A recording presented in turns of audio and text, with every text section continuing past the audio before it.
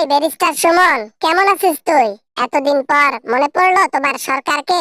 হ্যাঁ, গোপনে গোপনে পাঁচ আটটা, আর এখন ভুলে গেছো জেলখানায় গিয়ে?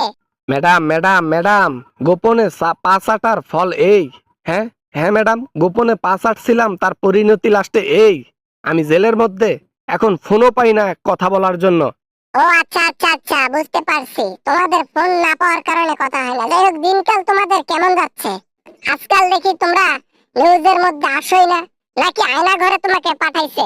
সেই আয়না ঘরে পাঠাবে না কোনোদিনও। এটা এমন আয়না ঘরে আছি, জিন্দিগি ভর তুষ হয়ে গেল জীবনটা। কেন যে আপনার পা গোপনে চাটতে গেলাম, আপনার গোপনে পা চাটতে গিয়ে ধরা খাইলাম। স্বতন্ত্র থেকে এমপি হয়েছিলা, মন্ত্রী হয়েছিলা। হ্যাঁ, সেটাও কিন্তু আমি করে দিছি। একজন দেখাতে হবে না যে স্বতন্ত্র থেকে হয়েছে? এগুলা তো গোপন আলাপ ছিল। হ্যাঁ, পেছন দিয়ে রেগুলার 20টা 30টা করে ডিম দেয়, আর বলে হাসিনা কি করেছে সব উগলা। হাসিনা কি করেছে সব উগলা। উগলা মানে বোঝেন? উগলাও উগলাও। কি বলো তাই নাকি? তারপর তুমি কি কি কি বলো? তারপর তুমি কি সত্য কথা বলো নাকি মিথ্যা কথা বলো?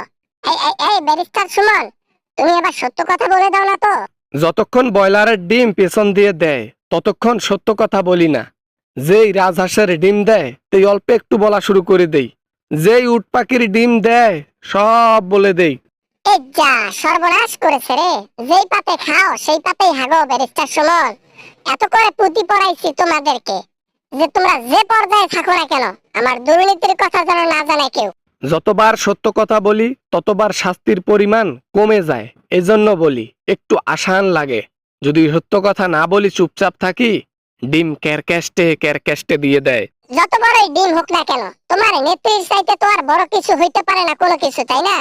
এগুলা শাস্তিকে তুচ্ছ মনে কইরা বুকের মধ্যে পাথর জমাইয়া তুমি সত্য কথা গোপন রাখবা, তা না বলে দাও। বলে দেব নাতে কি করব? পালানোর সময় একলা একলা পালাইলেন, আমরা খাইলাম ধরা। পেছন দিয়ে ডিম খাচ্ছি আমরা, আর ওখানে আপনি পেছনে নিচ্ছেন মোদির। না বলি থাক, ভালোই তো আছেন না? হ্যাঁ হ্যাঁ, বলো বলো, মোদির ওইটা নেই নাকি? আচ্ছা আচ্ছা, ওটাও জেনে গেছো? হ্যাঁ, দেই তো, তাতে কি হয়েছে? আমার যৌবন কেবলমাত্র, আমার বয়স চলতেছে 26। এই বয়সে দেবো না তো কোন বয়সে দিব হে? দেন দেন, বেশি করে দেন। ওই মোদি যতদিন ক্ষমতায় থাকবে, আপনি হাসিনা ওই ততদিন থাকবেন। পরে মোদি ক্ষমতা হারাইয়া আমেরিকাতে যা সেটেল হবে, আপনি ওই আবার আপনার দেশে ফেরত আসবেন। সেই দিন আপনার পেছনে উট পাখির ডিম দেবে কে জানেন? কে বলবো? প্রশাসন না, প্রশাসন না, জনগণ দেবে।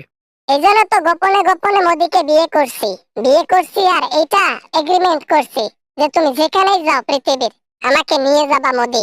যেদিন সময় হবে সেই দিন তোমাকে মোদি কখনোই নিয়ে যাবে না সাথে। উল্টা ওই বাংলাদেশে পিছনে লাথি দিয়ে তোমারে পাঠাই দেবে। বলবে অনেক জ্বালা যন্ত্রণা সহ্য করছি, আর যা পাবার তা কেড়ে নিয়েছি।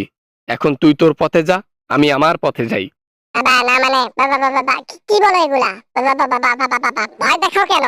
এই ব্যারিস্টার সুমন, ভয় দেখাইও না ভাই, ভয় দেখাইও না। বাবা বাবা বাবা, এই পেডিকোটে বলে হ্যাঁ মুতে দিলাম রে বাবা। জীবন তুষ করে ফেললাম, সারাটা জীবন ফেসবুক মন্ত্রী হইয়া জনগণের ভালোবাসা পাইলাম। গোপনে পা চাটলাম আপনার, এইটা ফ্লাশ হওয়ার পর জীবনে কালো ঝড় বয়ে আসলো। রাইখে দাও ফোন, রাইখে দাও। হয়েছে তোমার এই ফাও পেছালা শোনার ইচ্ছা নাই আমার। তুমি ওই যে সত্য বলো, যাও যাও, পেছনে উট পাকড়ি ডিম দেখ, ওটাই ভালো। আর কোনোদিনও তোমাকে ফোন দেবো না আমি। একা একা দেশ ছেড়ে পালিয়ে গেছেন, কাউকে সঙ্গে নিয়ে যান নাই, শুধু পরিবারের একজন শেখ রেহেনাকে নিয়ে গেছেন। সেই রেহেনাকে নিয়ে গিয়ে আপনি এখন বসবাস করতেছেন ভালো জায়গায়, আমাদেরকে ফেলে। মনে থাকবে চিরকাল।